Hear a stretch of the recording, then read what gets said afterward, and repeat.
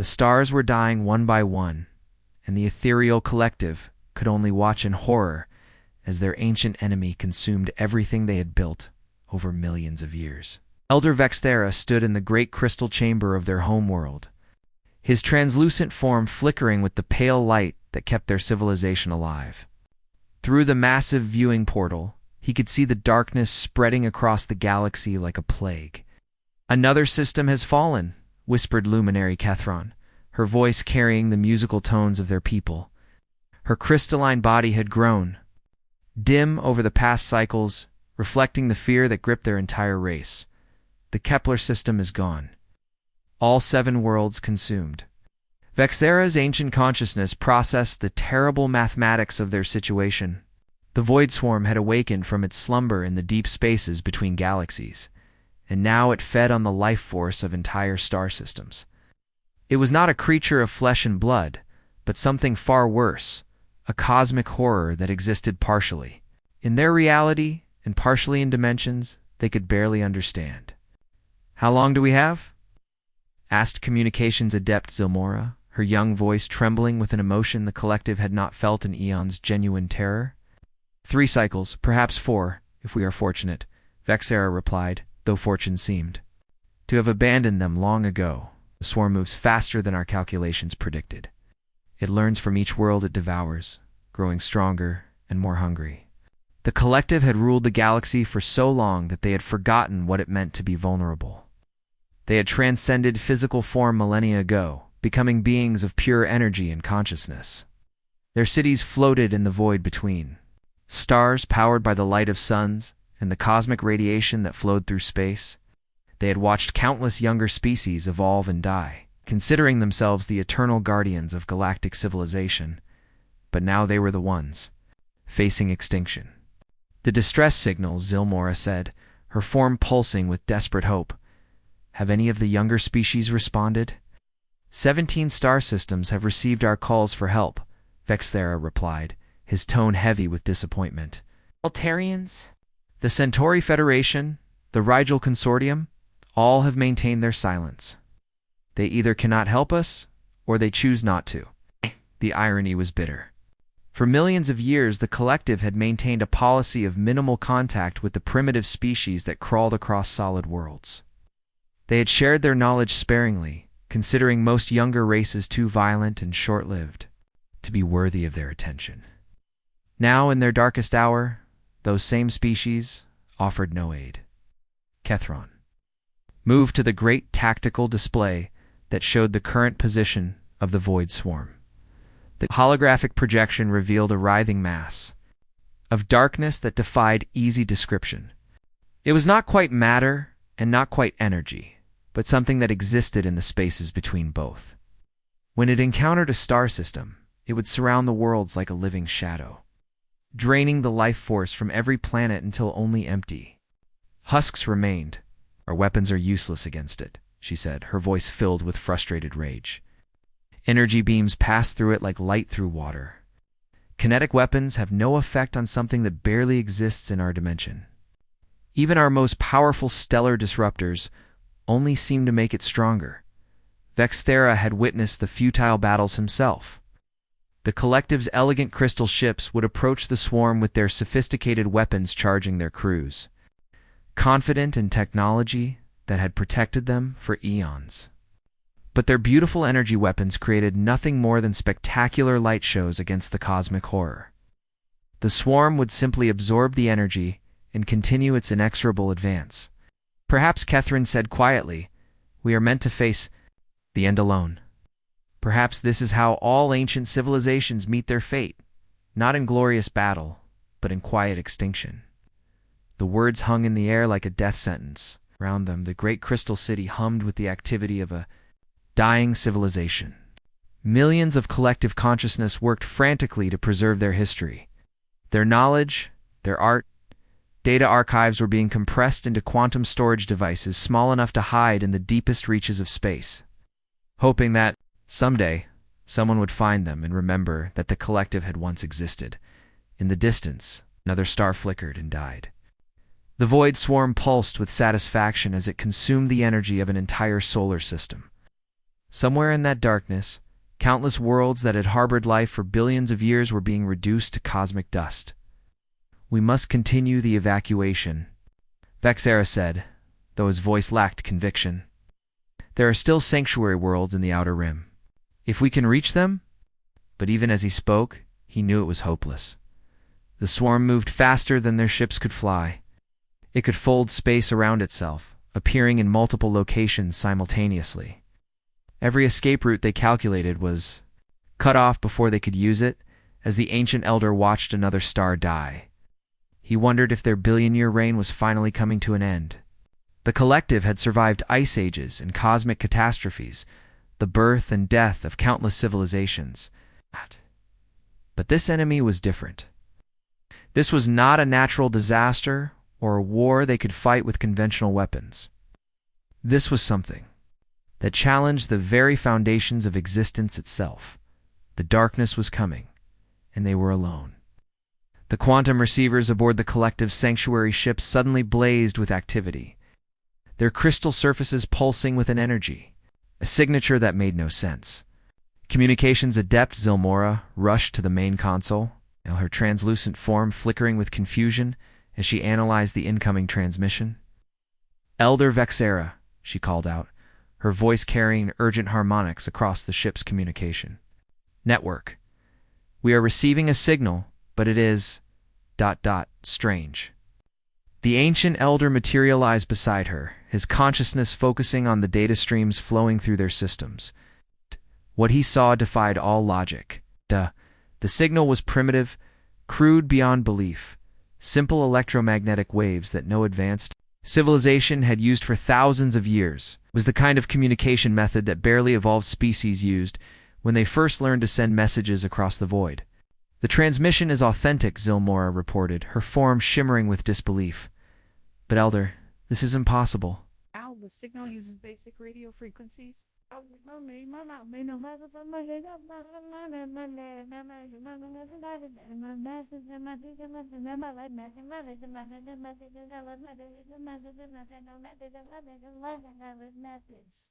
Vexthera studied the data more carefully. The signal was weak, distorted by its journey across vast distances, but the message was clear and simple. For words that should have been meaningless, but somehow carried weight that made his ancient consciousness tremble. "We hear you. We're coming. Where does it originate?" he asked, though he already suspected the answer would be more impossible than the signal itself. "The Outer Rim," Zilmora replied, her voice barely above a whisper. "From a system we cataloged long ago, inhabitants call themselves humans. They are barely capable of leaving their home world, let alone traversing galactic distances." The Elder's memory banks processed the information.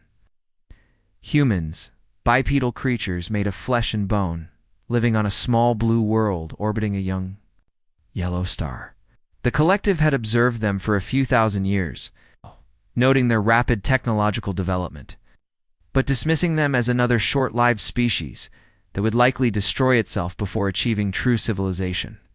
"This must be an error," Vexthera said, but even as he spoke, he knew their instruments were incapable of such mistakes. "These humans have barely achieved basic spaceflight. Our calculations show it would take them centuries to reach us even."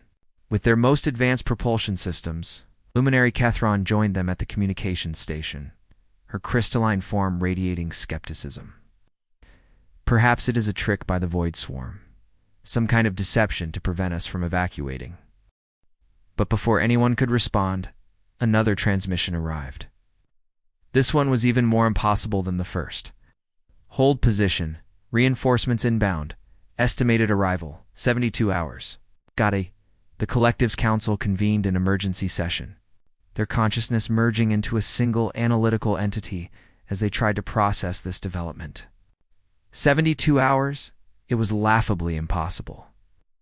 Even their own fastest ships, capable of folding space and riding the cosmic currents, could not traverse such distances in less than several cycles.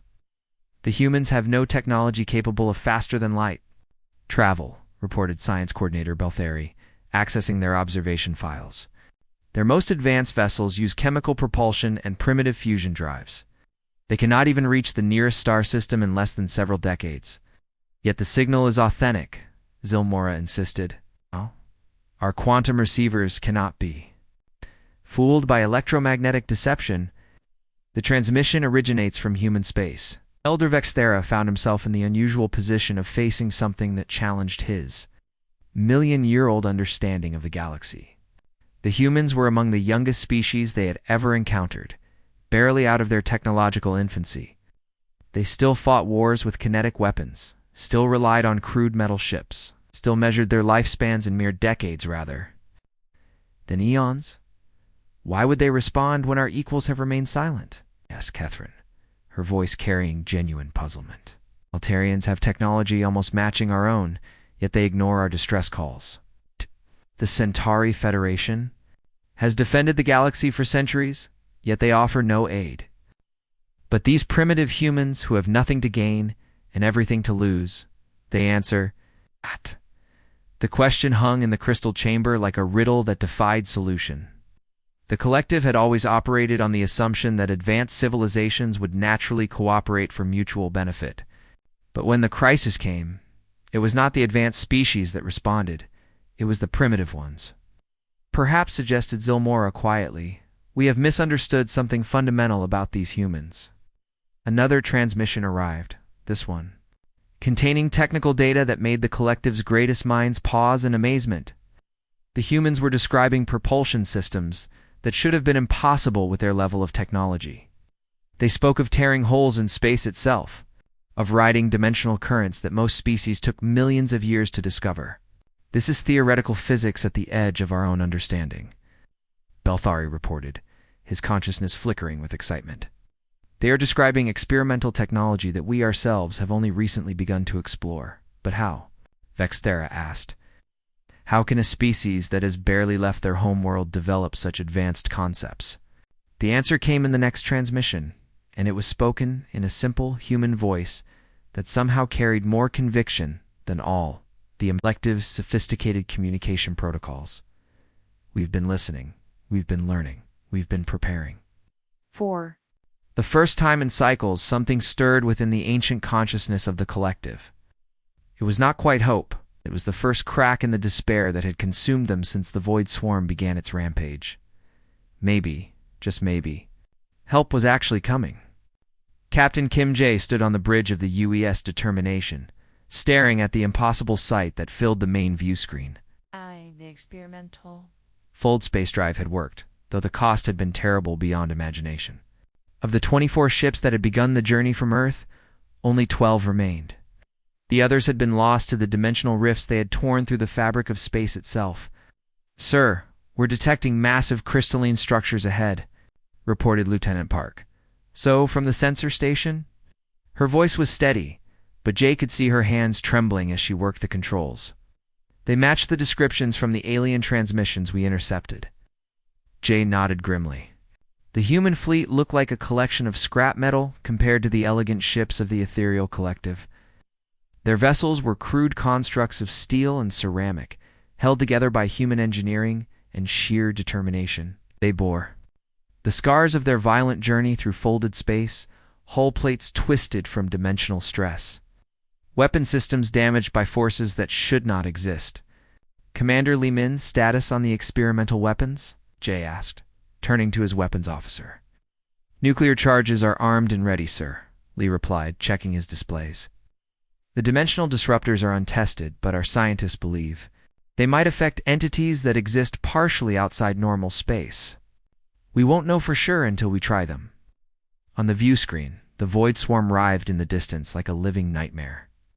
It was a darkness that seemed to devour light itself, a cosmic horror that defied every law of physics the humans understood. Around it, the collective's crystal ships moved with graceful precision, their energy weapons creating beautiful but completely useless light shows against the entity. "It's like watching someone try to hurt a shadow with a flashlight," muttered Navigator Chohan from his station. "Open a channel to the collective," Jay ordered. The response came in a voice that was clearly artificial, translated from whatever form of communication the aliens used. "Unknown vessels, identify yourselves. This system is under evacuation protocols."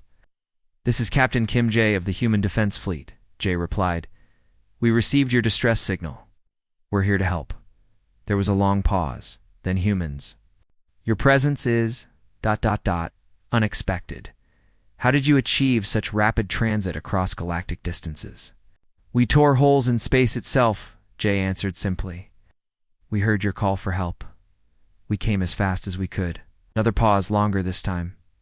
Your vessels appear. It's insufficient for this threat.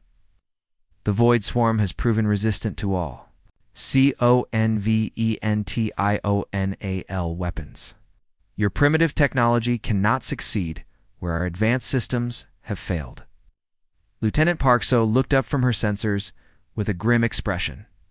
Sir, I'm reading massive energy signatures from that thing. It's bigger than anything in our databases.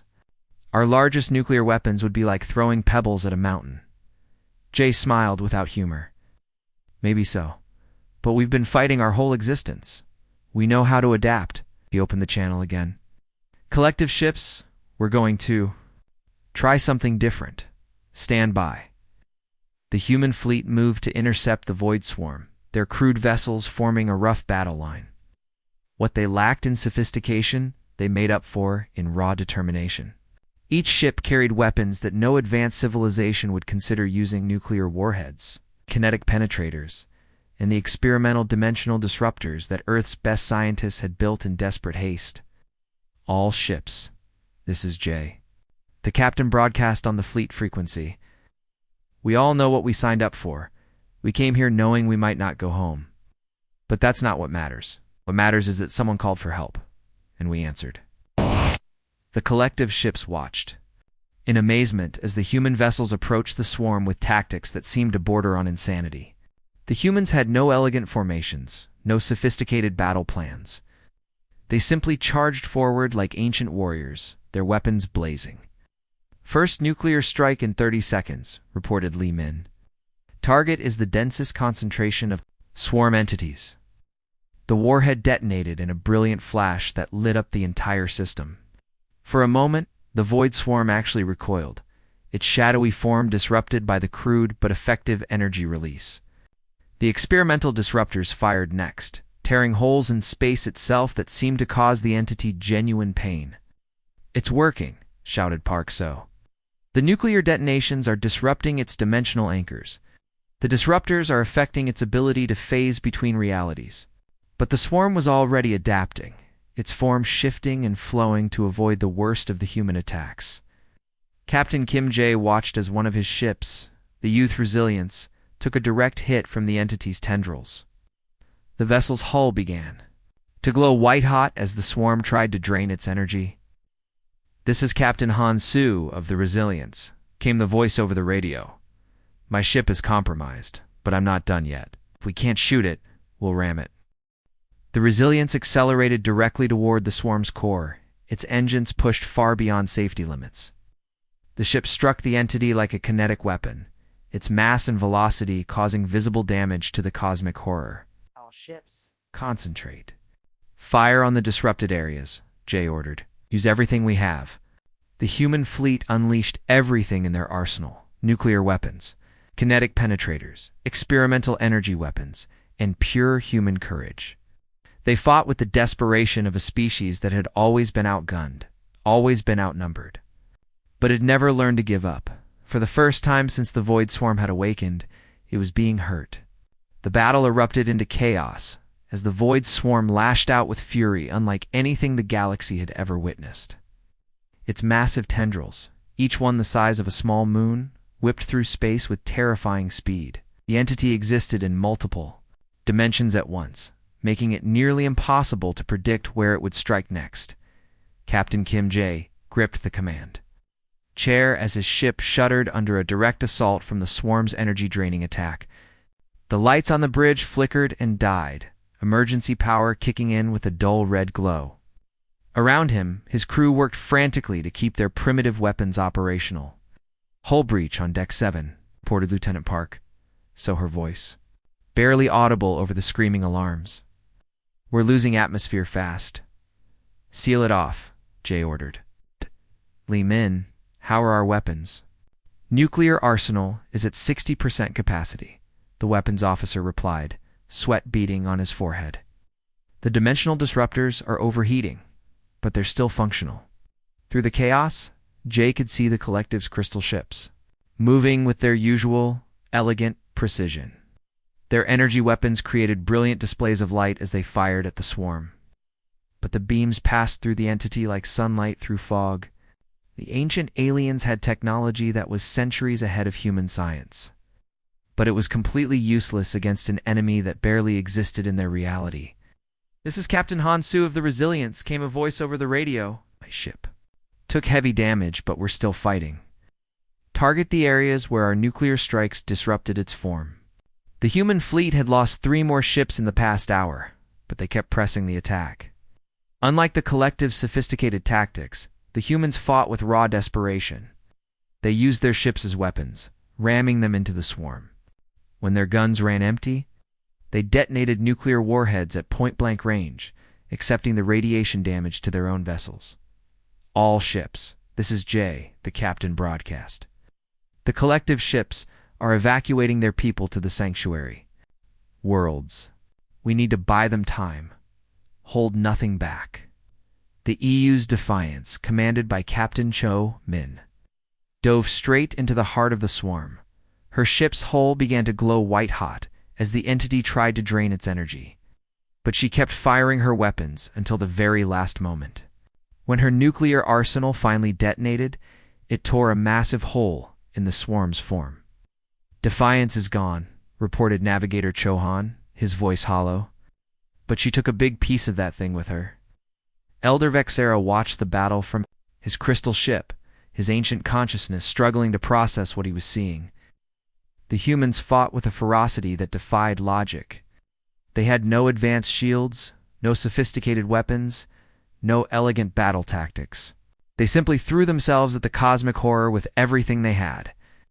"Their methods are primitive," he transmitted to Luminary Kethron on another ship.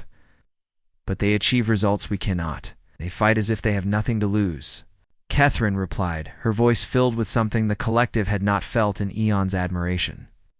"Because they do not," added Communications Adept Zilmora, monitoring the human transmissions. "They came here knowing they would probably die. They came anyway." The human captain named Kim J opened a channel to the collective fleet. "We're running low on ships and ammunition. How much more time do you need for the evacuation?" 2 more hours, Vexthara replied. "Can you hold that long?" There was a pause. "Then, we'll hold as long as we can. That's what we do." The battle intensified as the Void Swarm, frustrated by the humans' stubborn resistance, began to focus its full attention. On the small fleet, the entity's tendrils moved faster, striking with precision that should have been impossible for something so massive. One by one, human ships were caught and drained of their energy. Captain Hansu's ship, the Resilience, was barely holding together. Half her crew was dead, her weapons were failing, and her hull was cracked in a dozen places. But she kept fighting, using her damaged ship as a battering ram against the swarm's smaller appendages. "This is Hansu," she broadcast. "My ship is finished, but I'm taking this thing with me. All remaining ships, concentrate fire on my position in 30 seconds. The Resilience accelerated toward the swarm's core. Her engines pushed far beyond their design limits. The ship struck the entity like a kinetic weapon, its mass and velocity causing visible damage to the cosmic horror. The other human ships opened fire on the impact point, their remaining nuclear weapons detonating in a chain reaction that lit up the entire system. "Direct hit," shouted Park So. "The swarm is retreating from that sector." But the victory was costly. The human fleet was down to 7 ships, and those were badly damaged. Captain Kim Jae looked at his tactical display and realized they could not last much longer. The Void Swarm was adapting to their tactics, learning from each attack. "Collective ships, what's the status on the evacuation?" he asked. 70% complete, came Vexera's reply. "We need more time." Jay nodded grimly. "Then we'll give you more time. All ships, prepare for final assault. We're going to hit that thing with everything we have left." The remaining human vessels formed up for one last desperate attack. Their crews knowing they were probably flying to their deaths. but they had come too far to give up now. The Void Swarm gathered itself for the final assault, its massive form pulsing with the energy it had drained from countless worlds. Captain Kim Jae stood on the bridge of his dying ship, watching as the cosmic horror prepared to destroy the last sanctuary worlds of the ethereal collective. His fleet was down to just 4 vessels, all of them damaged beyond repair. Half his crew was dead, his weapons were nearly depleted, and his hull was failing in a dozen places. But he was not finished yet. "Open all channels," Jay ordered, his voice calm despite the chaos around him. "All frequencies, maximum power." Lieutenant Parkso looked up from her damaged console, confusion clear on her face.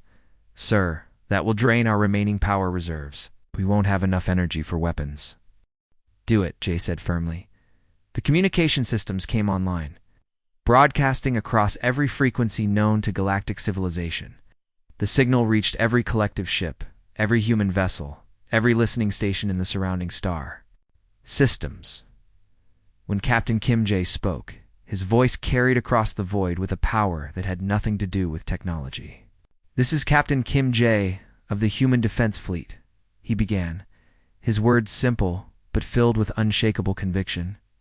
"To the ethereal collective, to any species listening, to anyone who can hear this message, we are here. You are not alone.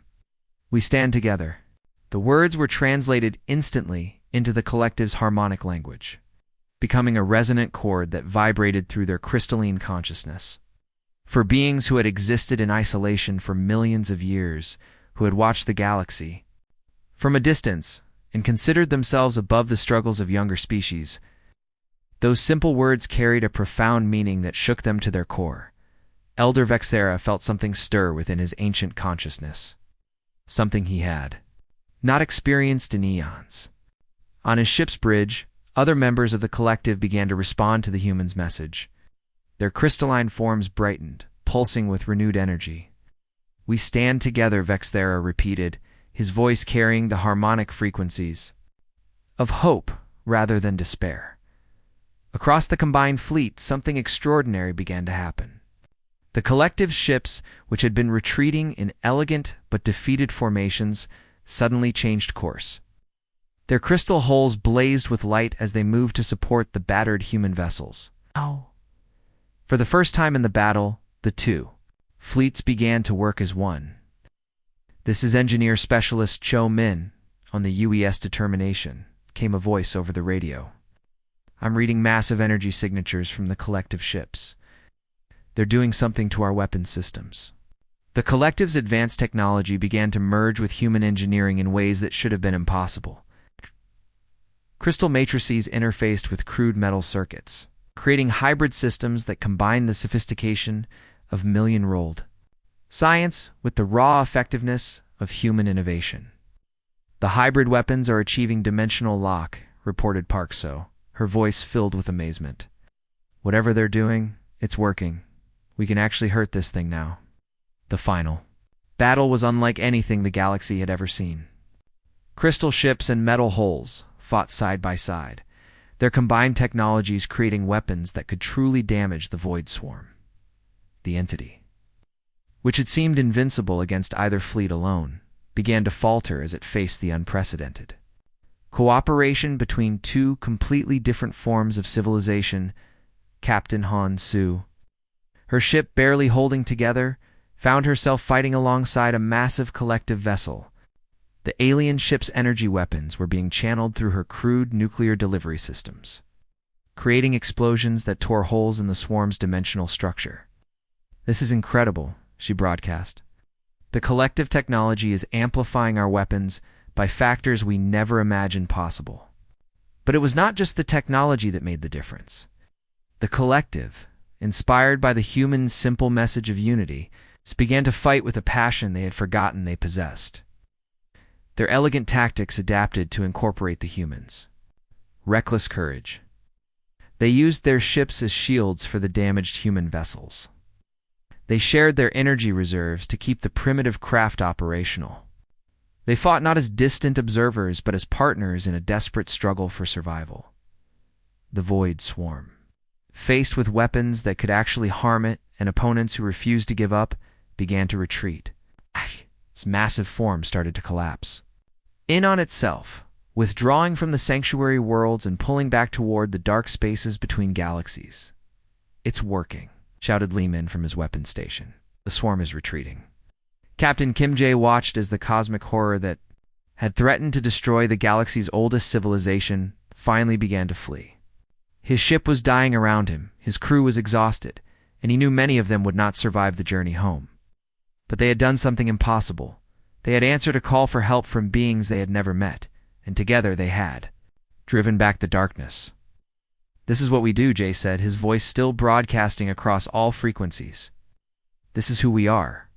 When someone calls for help, we answer. When darkness comes, we stand together." Elder Vexthera, his consciousness expanded by the profound experience of true cooperation, sent a message that would echo through the galaxy for generations to come. "We were wrong about the younger species," he transmitted. "Today we learned that wisdom is not measured in years, but in the courage to answer when others call." As the last of the void swarm disappeared into the cosmic deep, two civilizations that had never truly understood each other finally realized they were no longer alone in the universe,